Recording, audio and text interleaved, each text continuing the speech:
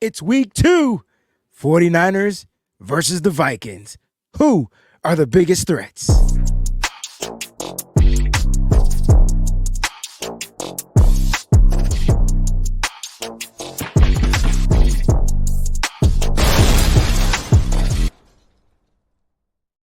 What's going on, everybody? Thank y'all so much for tuning in. I'm your host, the WayneBreezie, and welcome to Who Are the Biggest Threats? That's right, the biggest threats versus the Vikings via 49erswebzone.com. The article will be there for you guys to read in its fullness, so make sure you go ahead and check that out. Feel free to share it as well. We are also brought to you by, sponsored by, partnered with Residency. That's right. You see the Residency fresh hat that I'm wearing.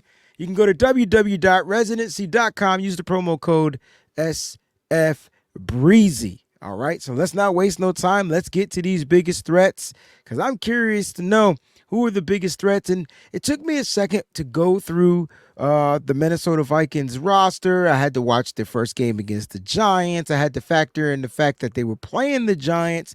And I was really trying to figure out, other than maybe 2 or 3 guys, who do I feel like would be a big threat to the San Francisco 49ers in their week 2 matchup? And I'm going to start with Justin Jefferson. Justin Jefferson will always be a threat, no matter to what team he plays. It doesn't matter if he caught 4 receptions for 40-something yards and a touchdown. It doesn't matter. That was against the Giants. Justin Jefferson is going to be looking to bounce back against the 49ers. I'm sure he didn't like his week 1's performance. Sounds similar to a 49er player and Brandon Ayuk, who didn't like his week 1's performance. Expect him to bounce back. But we're talking about Justin Jefferson, and here's what makes him dangerous. Here's what makes him a threat. His ability to line up anywhere on the football field and route you up. It doesn't matter if it's in the slot, outside, in the backfield. Justin Jefferson is a matchup nightmare.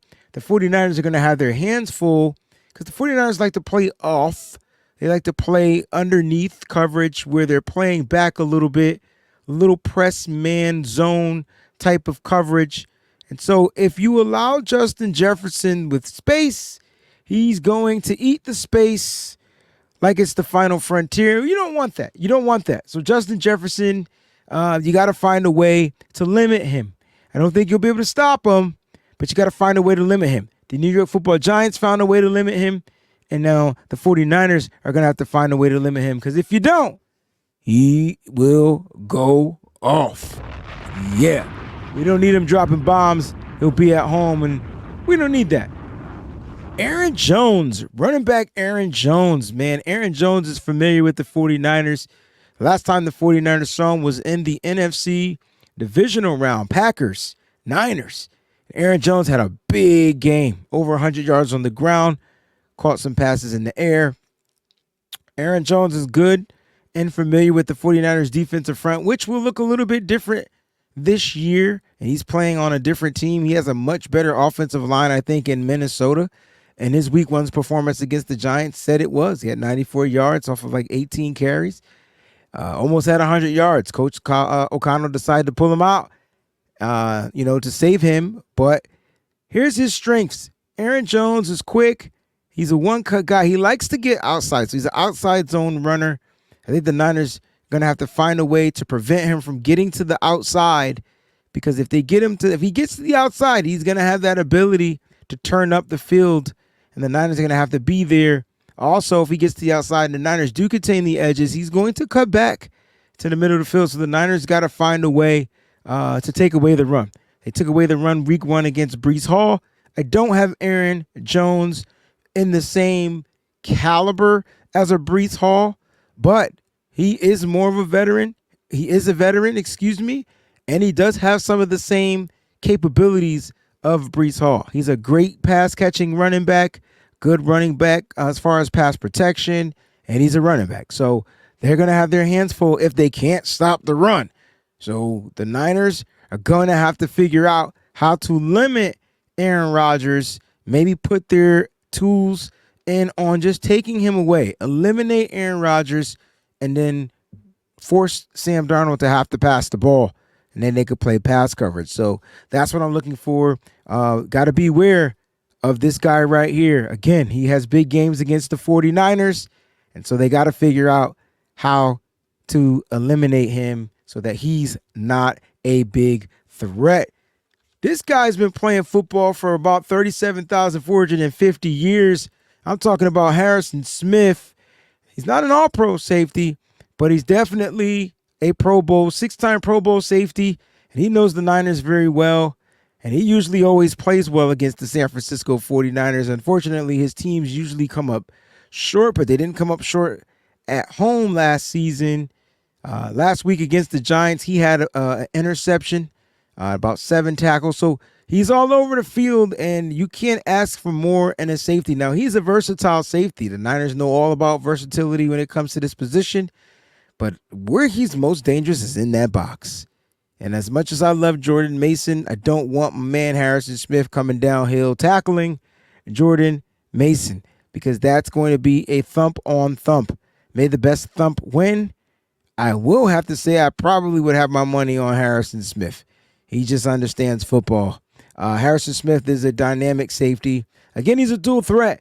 And so the fact that he has this versatility to where he can play in coverage, will he be covering George Kittle down the field?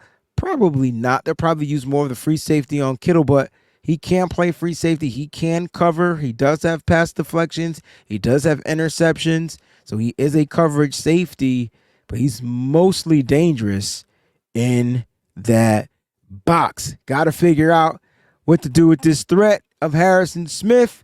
No one knows football better than him, and he's been a Viking all of his career. Harrison Smith is number 3 on the threat list. Number 4, all right, we're getting down to the end. I like this kid, Byron Murphy Jr. JR is what they call him, BMJ. Listen, Byron Murphy Jr. is probably one of the players that's most familiar with the San Francisco 49ers. Why? He's seen him twice a year for the past, 4 years. He was in Arizona. He's seen him last year too. So he knows the 49ers very well.